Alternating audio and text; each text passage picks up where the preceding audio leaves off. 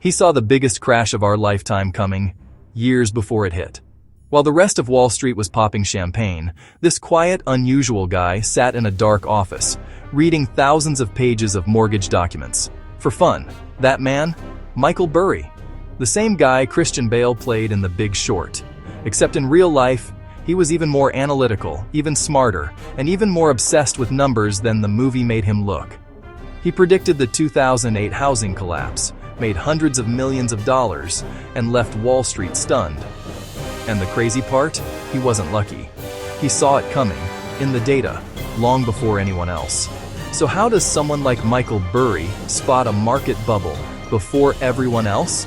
And more importantly, what can we learn from how he thinks? That's what we're breaking down today. His playbook, his mindset, and the 5 ways he spots bubbles early that you can actually use. Before we dive in, hit that like button and subscribe to 7 Hills Equities, where we turn legendary investing stories into lessons you can use in your own portfolio. All right, let's talk about what makes Michael Burry different. Habit 1. He reads what no one else will. Most investors read headlines. Michael Burry read loan files, every single one. These were the detailed lists of who took out a mortgage, how much they borrowed, what kind of rate they had, and whether they could even afford it. And what he found was wild. People were buying homes with no proof of income. Loans were being handed out to anyone with a pulse. Everyone else was trusting computer models. Burry trusted math and human stupidity. And math never lies. That's lesson number 1. Don't just skim. Dig. Most bubbles hide in the fine print, not the headlines. Habit 2. Follow the money trail. Burry had a rule. If I can't understand why someone's getting paid, something's wrong. He noticed that mortgage brokers were paid for making loans, not for making good loans. Banks were paid for selling those loans, not for making sure they'd be repaid. Everyone was making money, right up until the people at the bottom stopped paying. That's when the whole tower collapses. The simple version? If the system rewards greed faster than results, you're looking at a bubble. You don't need a PhD to see it. Just ask, who's making the money right now and who's holding the bag later? Habit 3. He watches what's under the surface. Markets are like oceans. Calm on top, chaos underneath. Burry paid attention to liquidity, how easily you can buy or sell something before prices start to move. When a market only works if everyone keeps buying, that's not an investment. That's a game of musical chairs. He saw that the mortgage market was being propped up by constant demand.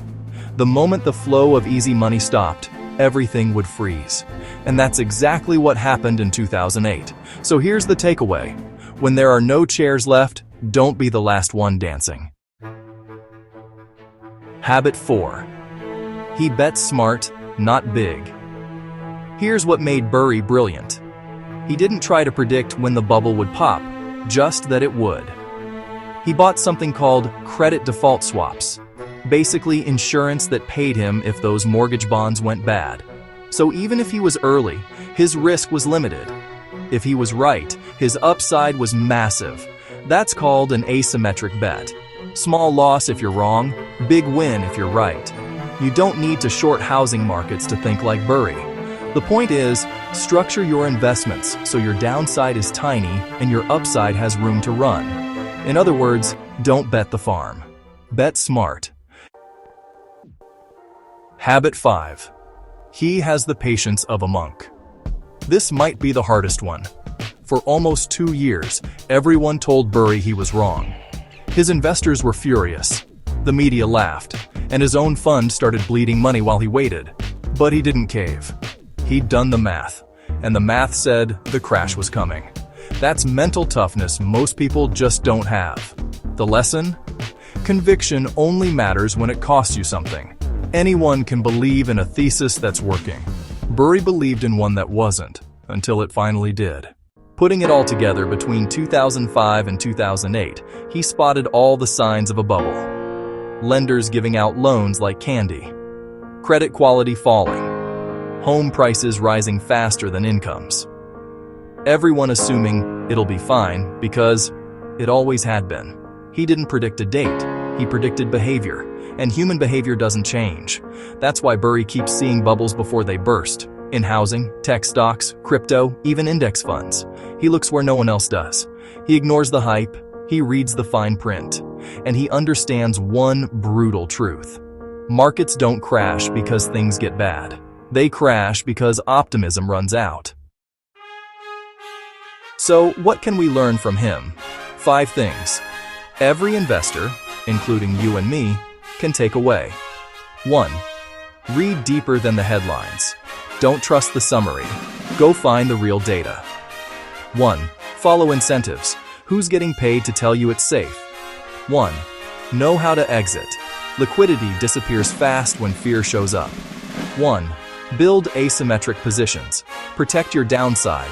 Let your upside breathe. 1. Be patient. Real conviction outlasts noise. If you can do those 5 things, you won't just survive the next bubble. You might spot it before it bursts.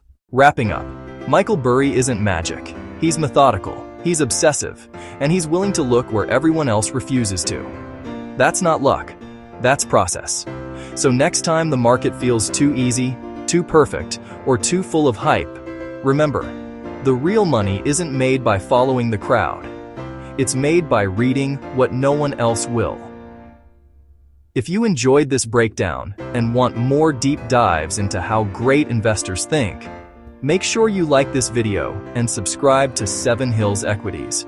We turn legendary trades into real investing lessons every single week. Thanks for watching.